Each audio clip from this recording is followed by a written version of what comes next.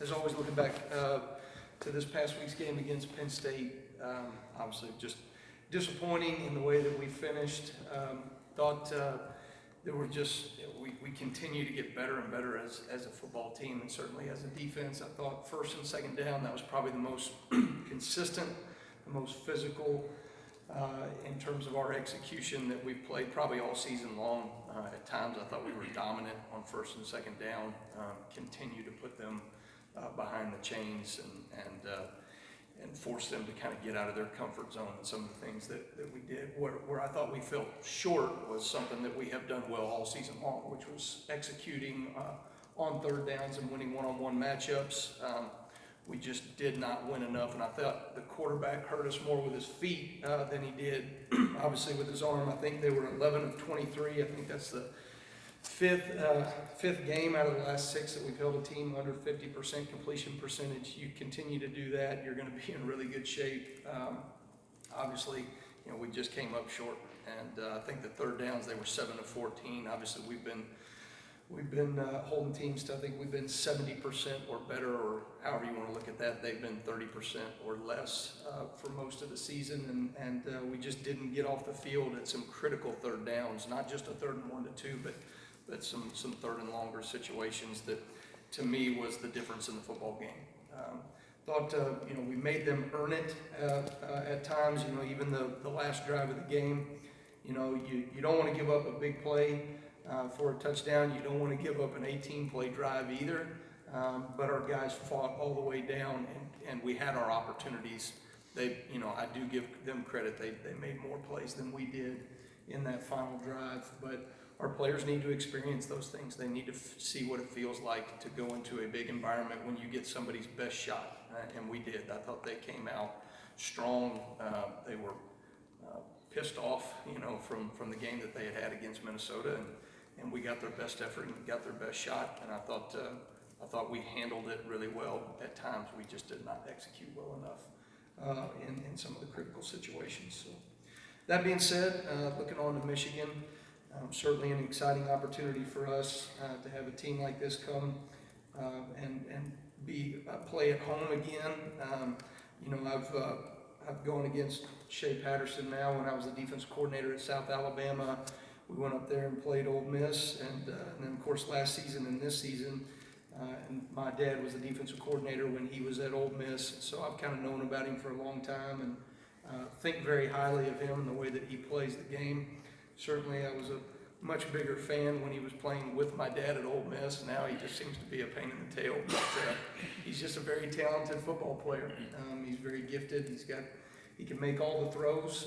He can extend plays and drives with his feet. I think that what they have done and evolved to offensively certainly meshes well with his skill set. And I think they've taken advantage of their quarterback and their outside skill. They have a stable of tight ends. We talk about a stable of running backs, but they've got a stable of tight ends. I think they're really talented. They're big bodies, long bodies. They do a good job of getting them involved in the passing game some. And then I think the receiving core, in terms of their talent, is just, they're big, long body dudes that can go up and get it. And I think as the season has gone on, you have seen they have just steadily climbed and improved in terms of their offensive production. I think early on in the season, for whatever reason, they were just more inconsistent in what they were doing offensively. But as you watch them through the season, they have gotten better and better, and I think they're playing their best football right now. So it'll be a great challenge for us, but I think that we are up to it. I think, if you look at us defensively and as a team, we have gotten better and better as the season goes on, and that's really all you can ask for when you play in these big games at the end of the season. Questions? Zach? You kind of touched on the mobility aspect that Shea Patterson brings, but for you guys, what has to be the key for containment to work better this week than it did against Sean Clifford last week? Well, I think for us, I'll tell you the thing that we did not do well enough is we didn't win enough one-on-one matchups and when we brought pressure. And at times, I think we've done some great things in terms of the pressures that we've built, and we've gotten people free.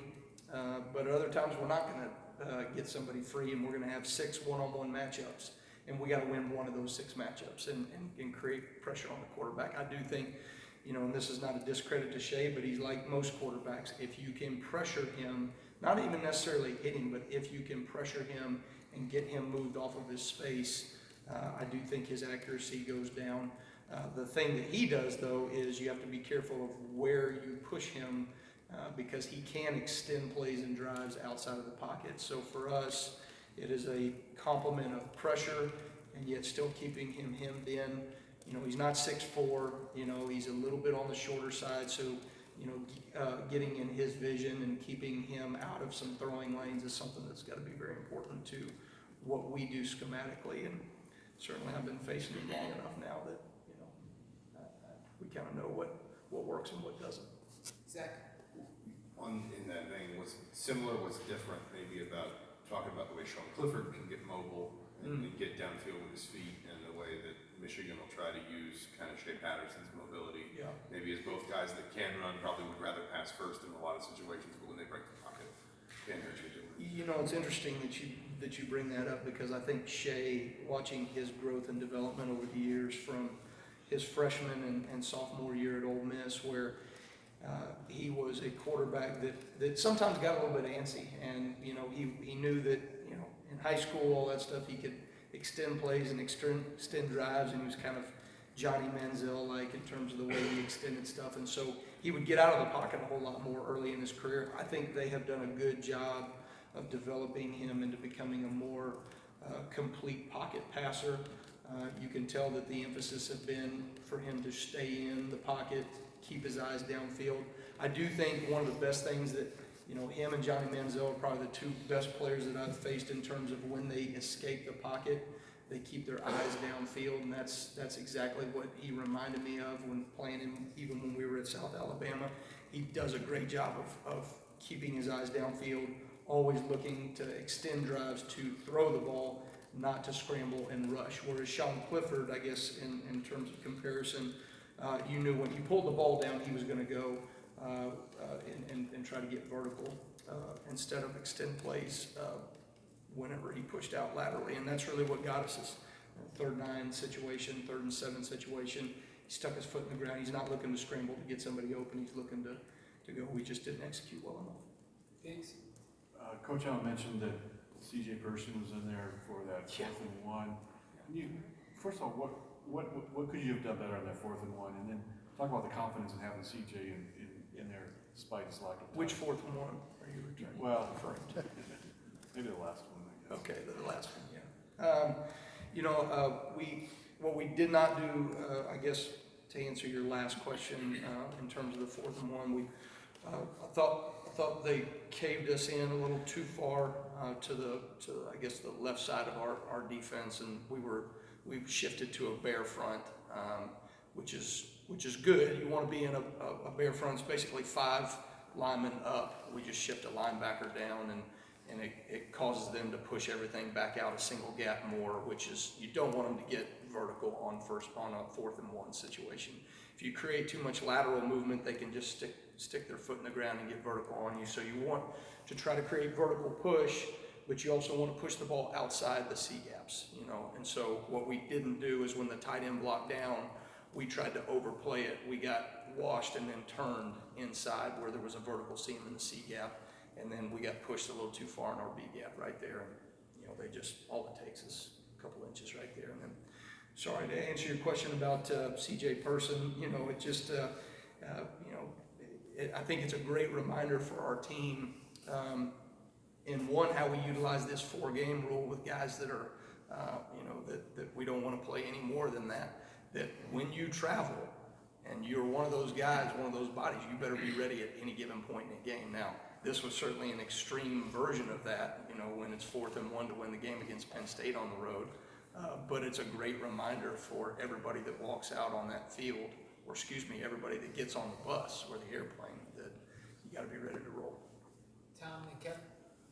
Coach, with Clifford completing fewer than 50% of his passes, well, I know a lot of that came from the aggressive pass rushes and him having to throw quick, but tell us a little bit about what you thought the secondary did in regards to coverage there, because it seemed like they were having guys blanketed pretty well and nobody caught more than 2 passes. Yeah, I mean, it's just, I think, tremendous job. Brandon Shelby and Casey Teagarden, they continue to impress in the way that they play their players. I mean, they challenge them every single week. We challenge them schematically because we put them in a ton of one-on-one matchups, and we're not bashful about it. You know, I think everybody knows when you play us right now, you're going to have to win on the outside, and if you can do that, you know, I think you can be successful. But rarely has that been accomplished this season, and certainly as we move forward in the back half of the season, I thought we've become even more aggressive. Like I said, in the last few games here, I think, you know, what is it, 5 of 6 games holding teams under 50%. So I think that's a credit to our players and back end coaches. For us, I just think that, you know, what we have to do is when we do challenge and play aggressive coverage, you got to either win one-on-one up front or blitzers that we bring. And then certainly you got to do a good job when the quarterback does scramble. We got to find a way to get him on the ground, and we didn't execute that part of our scheme that we know is coming. We've been doing it for 5 or 6 weeks now, but we just didn't execute well enough. Kevin and John. James Head, how do you see him continue to grow and develop as a pass rusher, and how do you view, you know, the play he made in that Penn State game in terms of him developing his confidence level? Well, that was one of the few plays that we had where we won a one-on-one matchup, and I thought their left tackle was a very good player. He's a young player, 53. His name's escaping me right now, but James, it was 2nd and 8, and we played man free off of it. Knew that they were getting to it was a passing situation for them, and we recognized the formation, and so we got ourselves in the right coverage. They tried to run a switch vertical route on us that is always challenging to play against, and our guys did a nice job on the back end, so the quarterback had to come to off of his first 2 reads.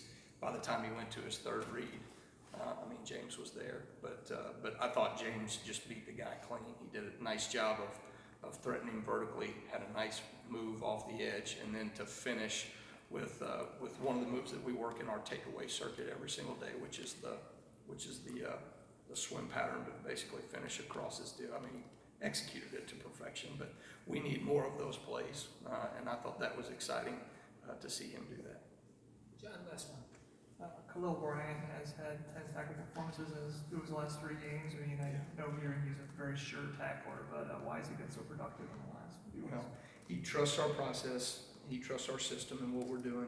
He's experienced, he takes the time to watch film, he listens to his coaches in terms of the development. I thought, you know, I'm going to use him as a comparison in terms of here's a guy that he's not the most talented player on the field, certainly, but he knows where the ball's going to go. He trusts his technique.